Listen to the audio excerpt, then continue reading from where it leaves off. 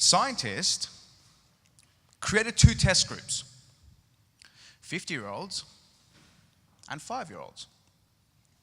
And they gave them this paperclip. And they asked them a very simple question. How many different uses for this paperclip can you find?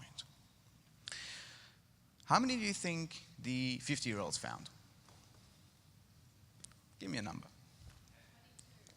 10. Let's give them some more credit. Come on. They're not that bad. Sorry? 20? Too many. Okay. 5? No. It was actually on average 15, which is quite good because these were some very intelligent individuals. They were scientists and across the board. How many do you think the 5-year-olds came up with?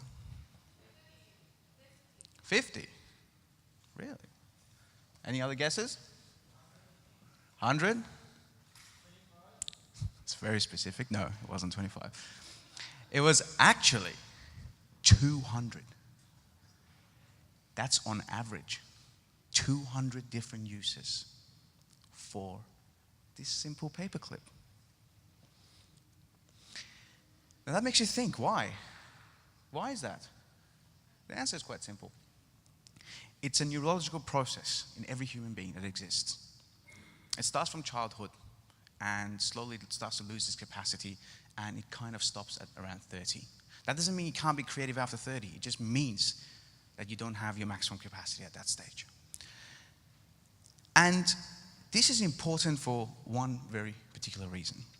Because it conveys to us that creativity is strongly associated with youth. You don't believe me? Go read the journals. But if you still don't believe me, take a look at these figures. You know who most of them are. But what you don't know, most likely, is that Martin Luther King did his Montgomery bus boycott when he was 26. Charles Darwin, theory of natural selection, 27. King Wangchuck made happiness the indicator for progress of his country's GDP when he was 17. Albert Einstein, theory of relativity, 23. Marie Curie, most of her groundbreaking research in her early 20s. Harriet Tubman, Thomas Jefferson, Hedy Lamarr, all of them. You can look now, it's happening. It wasn't just in a particular era. Mark Zuckerberg, Elon Musk, Malala. This is the reason. And there was a saying by Einstein. He said, we cannot solve our problems with the same thinking that started them. Yet when I go to meetings at a lot of different conferences, and we keep coming back to the same kind of thinking. And this is why I think creativity in young people are so important.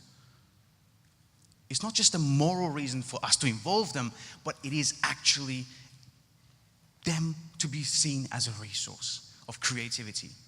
We want to achieve the SDGs, we're going to have to think outside the box. We're going to have to look at those 200 different uses for this single paperclip.